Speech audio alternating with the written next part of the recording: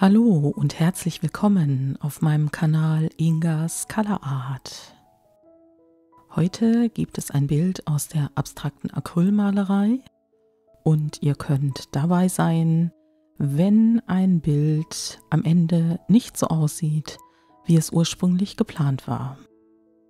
Eine gute Idee führt manchmal nicht dazu, dass es auch ein gutes Bild wird, aber der Reihe nach. Zunächst grundiere ich meine quadratische Leinwand, die 50 x 50 cm groß ist, mit Payne's Grey. Das ist ein fast schwarzer Ton und es ist eine Farbe, die bei anderen Herstellern auch teilweise ein bisschen blau aussieht, aber nicht bei Amsterdam Acrylics. Dort ist das Ganze fast schwarz. Nachdem ich mit meiner Hintergrundbemalung fertig bin und diese trocken geföhnt habe, nehme ich mir Abklebeband und klebe das zunächst einmal komplett um die Leinwand herum, damit ich hinterher einen schwarzen Rand habe, weil da keine Farbe hinkommen soll. Und danach einfach so, wie es mir gerade einfällt. Ich möchte ein Raster haben, welches lebendig ist und deshalb muss das nicht unbedingt gleich aussehen. Ich habe auch manches Abdeckband doppelt geklebt, damit die schwarzen Stellen, die hinterher übrig bleiben, einfach auch mal breiter sind.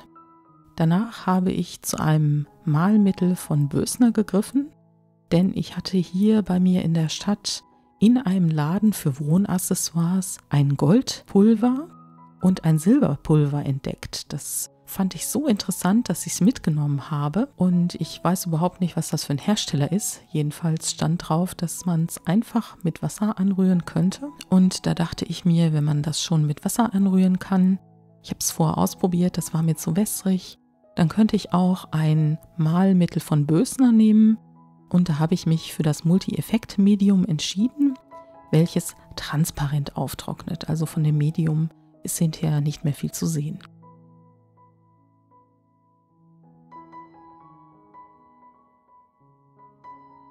Da mir der Farbauftrag fast schon zu ordentlich ist, greife ich zu meinem Malmesser, gehe damit noch ein paar Mal drüber, denn das Medium ist noch nass und so bekomme ich ein paar lebendige Strukturen hinein. Und da mir das noch nicht ausreicht, greife ich anschließend noch zu meinem Holzstäbchen und kratze auch dann noch ein paar Linien hinein, um etwas mehr Lebendigkeit zu bekommen.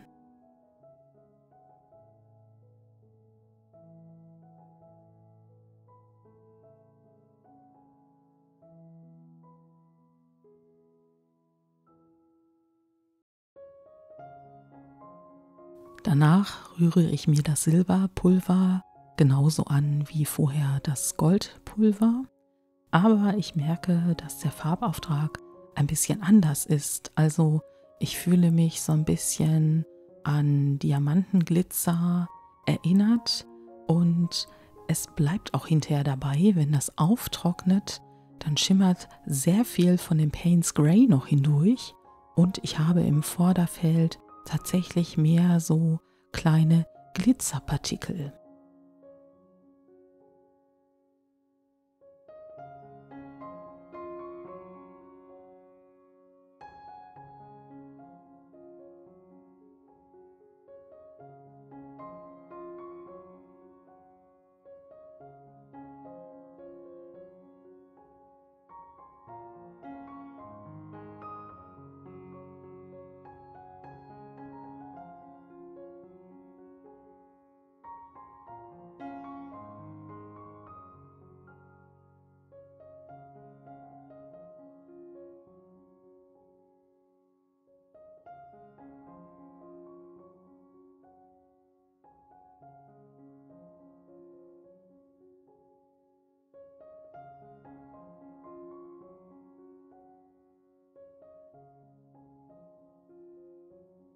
Dadurch, dass ich auf der Leinwand gearbeitet habe und die teilweise auch nach unten gedrückt habe, löst sich manchmal das Klebeband. Also ich prüfe hier am Anfang, ob es auch wirklich fest auf der Leinwand sitzt und drücke es nochmal an. Ich werde hinterher sehen, dass mir trotzdem an wenigen Stellen ein bisschen was von dem Medium unter das Abdeckband gelaufen ist, aber nicht so viel. Da hätte man, wenn das Bild denn anders ausgefallen wäre, einfach mit dem Payne's Grey nochmal übermalen können und dann wäre alles gut gewesen.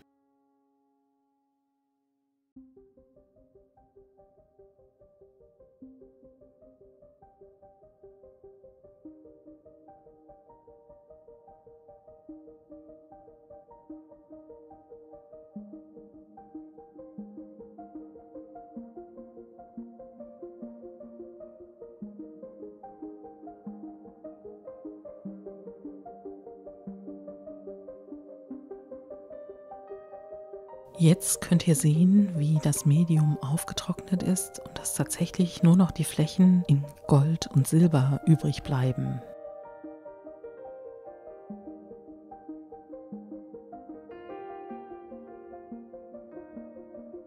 Danach unterteile ich meine Leinwand noch ein bisschen mit dem Abdeckband, weil ich eine bestimmte Idee habe, die ich auch gerne umsetzen möchte.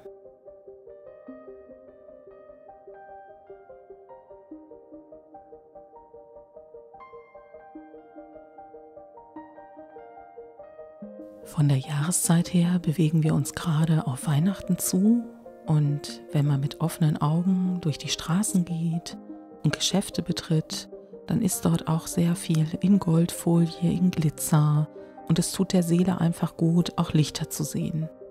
Und so kam mir die Idee, dass ich auf meine Gold- und Silberschichten jetzt noch Glitzerpartikel mit dem Medium anrühren werde. Und zwar habe ich 2 verschiedene Glitzersande.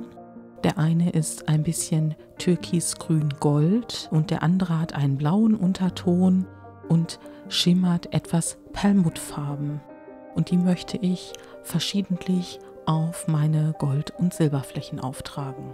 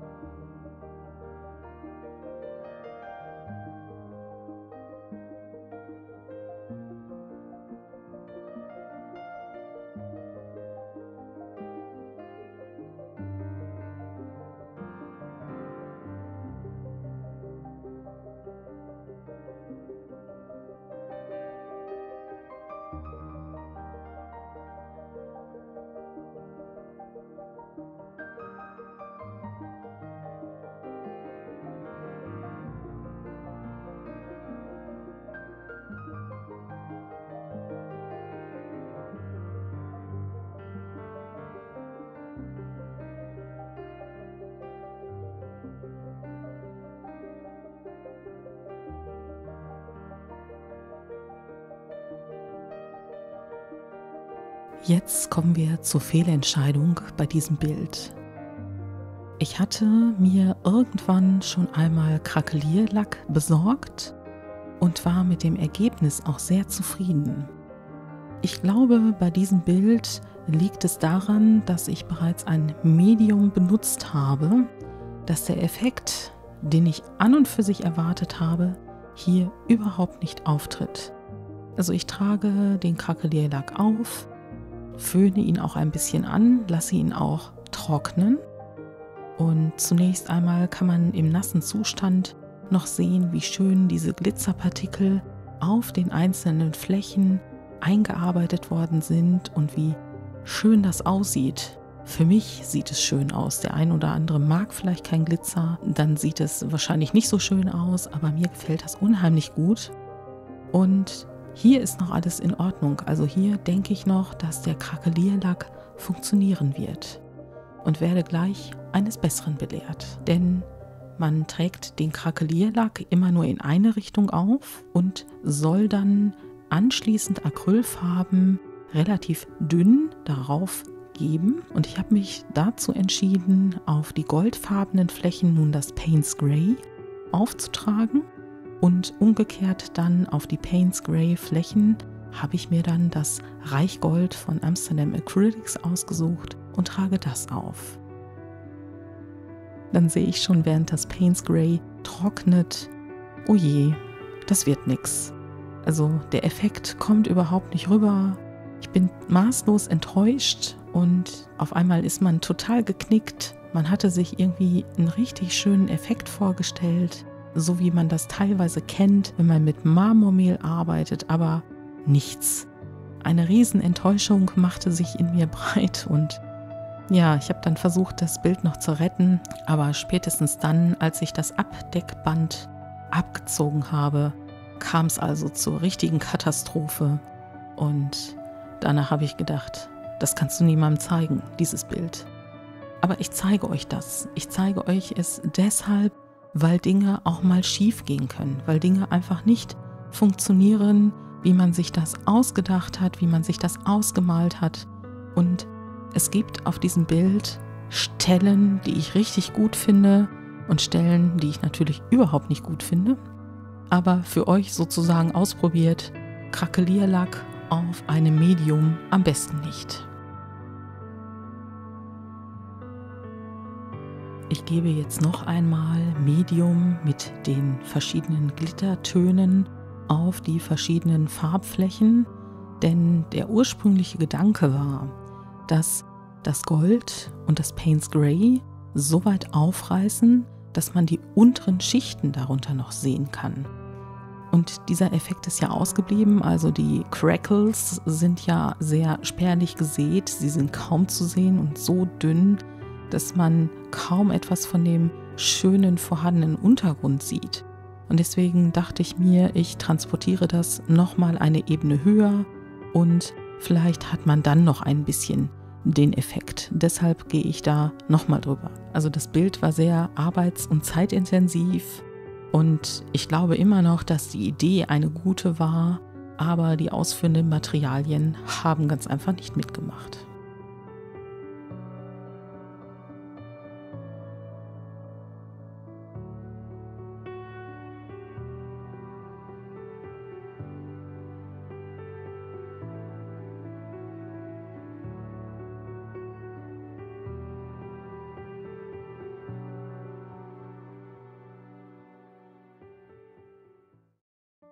Beim Abziehen des Abdeckbandes kommt es also zum Showdown. Der Krakelierlack hängt an dem Abdeckband, reißt mit runter. Und von der schönen Idee, die dieses Bild darstellen sollte, ist aber auch gar nichts übergeblieben. Mir gefallen einzelne Strukturen, mir gefallen grundsätzlich die Kompositionen. Ich würde in jedem Fall einzelne Teile aus diesem Bild wiederverwenden, aber auf gar keinen Fall so und schon gar nicht in der Kombination Medium und Krakelierlack.